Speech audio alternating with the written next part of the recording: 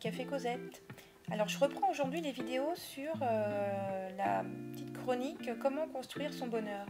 Donc dans la première vidéo, je vous ai parlé des 6 niveaux logiques de Diels et je vous ai décrit les 2 premiers niveaux qui sont l'environnement et les comportements.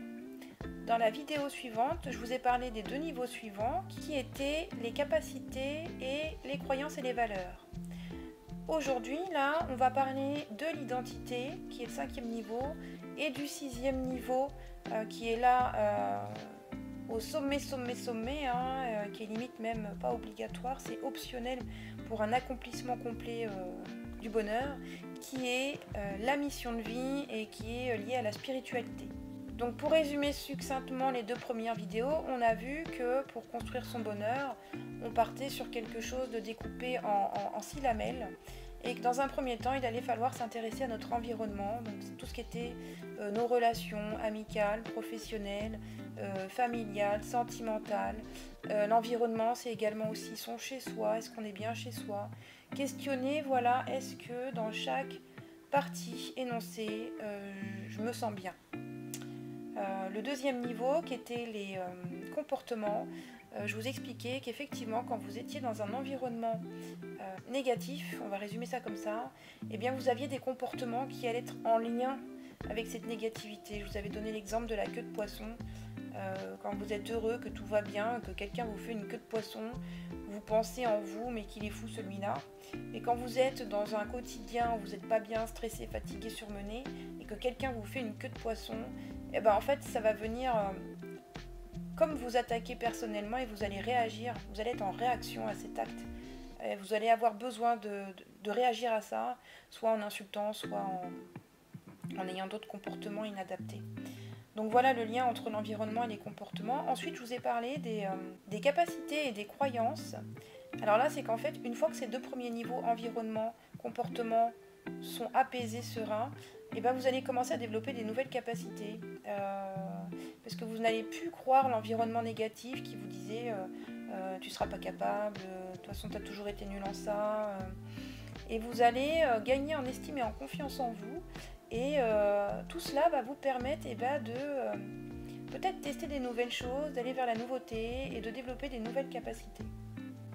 L'autre niveau qui suit, c'est les croyances et les valeurs, car tout cet environnement, en fait, tout cet environnement nettoyé, ces 3 premiers niveaux épurés, ça va vous permettre d'être aligné avec vos valeurs et vos croyances, en fait. C'est-à-dire que vous allez faire le ménage dans les croyances limitantes qui étaient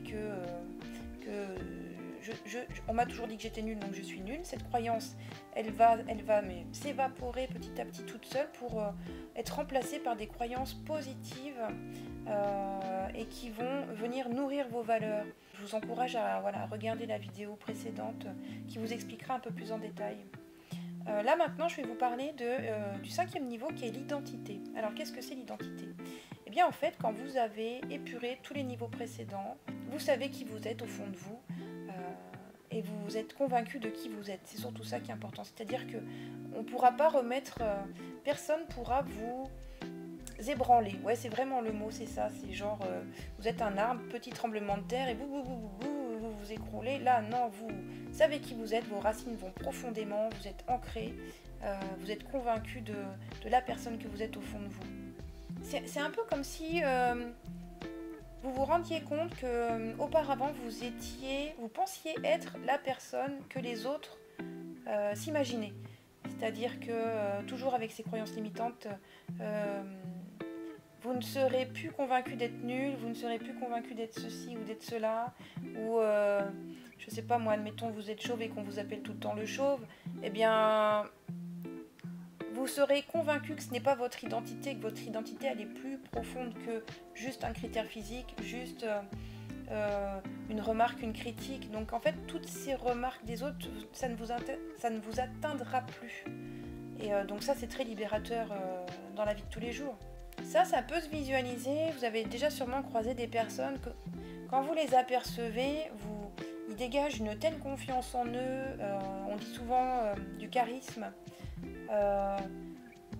C'est des choses, voilà, c'est des personnes, on sait qu'ils sont inébranlables, voilà, ils savent qui ils sont, ils savent où ils vont, ils savent ce qu'ils valent, c'est ça l'identité, c'est quand on sait vraiment dans la moindre petite cellule qui on est, qu'on connaît nos valeurs, nos principes, notre morale, et qu'on agit en fonction, puisqu'on est aligné.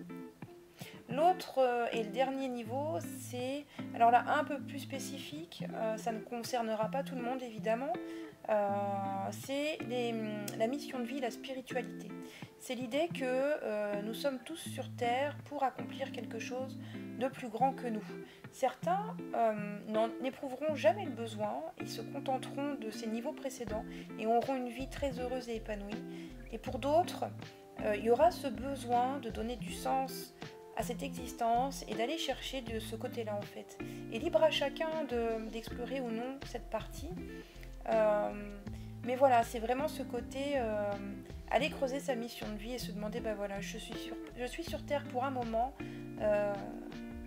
dans quel but, quel est mon rôle et que dois-je accomplir de cette vie. Après, ça peut être simplement eh bien, donner de mon temps bénévolement à une association parce que pour vous c'est important d'aider les autres. Ça peut être vraiment plein de choses au final. C'est pas forcément croire en Dieu ou devenir chaman. C'est pas ce genre de choses, mais c'est vraiment trouver votre petit sens ou grand sens. Après, ça peut, c'est vraiment en fonction de vous et de votre ressenti interne. Ça peut déboucher sur effectivement quelque chose de beaucoup plus spirituel. Moi, pour ma part, ma mission de vie, je l'ai identifiée ainsi, c'est pouvoir apporter mon aide et mon soutien, mon expérience, et ben, à tous ceux qui auront une main tendue vers moi en fait. C'est-à-dire que l'idée de devenir coach en développement personnel et praticienne en PNL, c'était vraiment pour moi accomplir... alors on parle beaucoup d'ikigai, mais c'est ça, voilà, ce serait mon ikigai, c'est ça, c'est, je suis à ma place, alignée avec mes valeurs, en séance de coaching, vraiment. Voilà, j'espère que cette vidéo vous aura éclairé sur comment construire son bonheur en appliquant la méthode des 6 niveaux logiques. Si vous avez des questions, bien sûr, je me ferai un plaisir d'y répondre en commentaire. Et voilà, je vous dis à bientôt pour la suite. Ciao, ciao!